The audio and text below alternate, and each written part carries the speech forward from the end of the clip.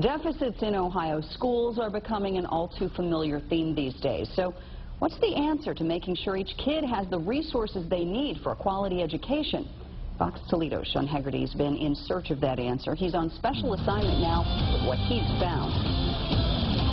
Well, I can tell you, Laura, that the problems in Ohio are not unique. We've contacted all 50 states to see how they fund schools, and many are similar to Ohio. So they have the same problems. Basically, with property values down and unemployment up, schools are suffering.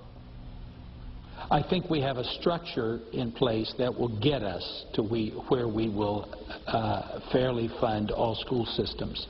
I wouldn't say that we're totally there. We started in Columbus with Governor Ted Strickland. Here's part of his solution. We expect and will expect going forward as local systems receive state resources that they use those resources in accordance with the evidence-based approach. That evidence-based approach basically means figuring out which programs work and then funding them, an approach supported by some advocates. First, identify what it is children need in terms of educational opportunities, put a price tag on those needs, and then fund those needs. Bill Phillis with the Ohio Coalition for Equity and Adequacy has been part of several lawsuits where the state Supreme Court has ruled that the way Ohio funds schools is unconstitutional.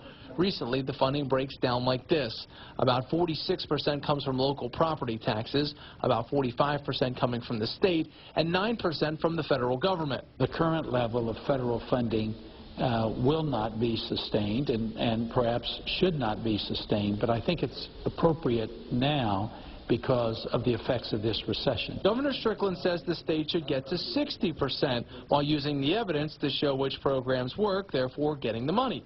But Republican State Representative Randy Gardner tells me that for the next few years, control should be in the hands of local school districts, not the state, because more state mandates without money doesn't work. Historically, it's been a matter of just let's throw a little more money at the problem, as opposed to sitting back, taking a step back, and identifying needs of students and a formula that will address those needs. And some needs are not being addressed well. In preschool special education, that salary basis, which is how the funding formula is set up, is the 1989 state minimum teacher salary schedule, which is $17,500. The structure is in place, a reasonable structure that would lead to a constitutional system.